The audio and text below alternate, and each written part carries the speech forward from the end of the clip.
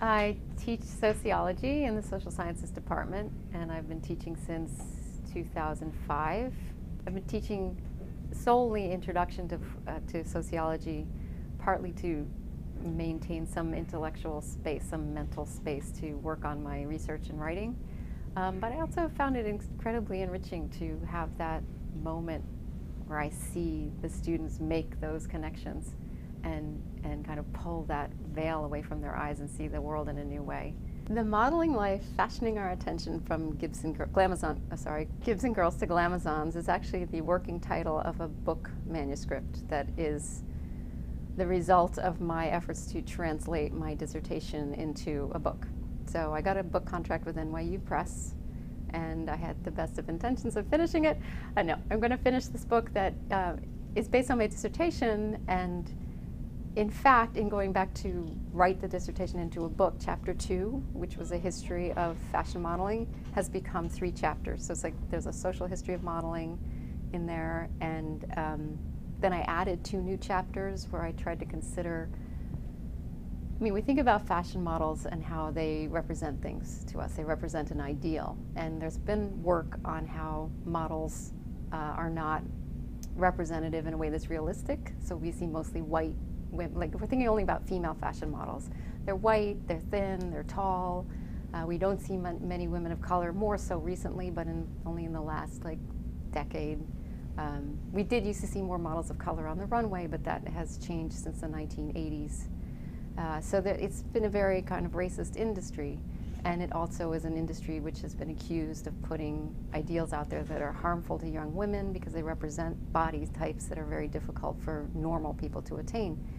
So approaching modeling from that angle is important, but I was interested in trying to understand how these representations, in these 2 chapters, try to understand how do these representations idealize a kind of body that is productive for society. If I were to ask 10 questions about the modeling industry, I guess one of the questions would be, why do models look the way they do? Why are they so tall? Why are they so thin? Why are they so white? Another might be, why do so many people find models so fascinating? What's changed in the last decade that so many more young people know about the fashion modeling industry and want to be a part of it? It seems almost at any cost for some of them. I'm already thinking of the reality television shows and things that draw people in, but there's an industry that seems to have developed, making money on these young people's desires, even young people who don't have the physical qualifications to become part of the industry. They're just, that desire is a market. Another question might be, what can we learn about globalization from the fashion modeling industry, not just in terms of clothes, but also the traffic of bodies around the globe and different areas of the planet that are experiencing economic crisis, and suddenly there's a whole trove of girls who are coming over to try to make a fortune because there's no fortune to be had where they came from. I came to this topic partly because I was curious to understand more about men's and women's roles in society, and I was really interested in the power of beauty and what did it mean, how did the image of beauty affect how people interact, and actually took an anthropology course feeling my way toward graduate school, and it was an ethnographic film course.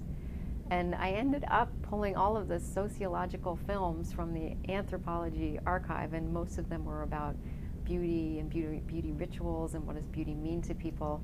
And I wrote a paper about it, and my professor said, you really should look into sociology because you've done a sociology paper in my anthropology class, which I didn't realize was what I really wanted to do until I found a sociology program and I started. And then in my classes, prior to starting graduate school, I had lived with a fashion photographer for 6 years, and I'd been in and around the business. And so in class, I kept bringing up these examples from the modeling industry.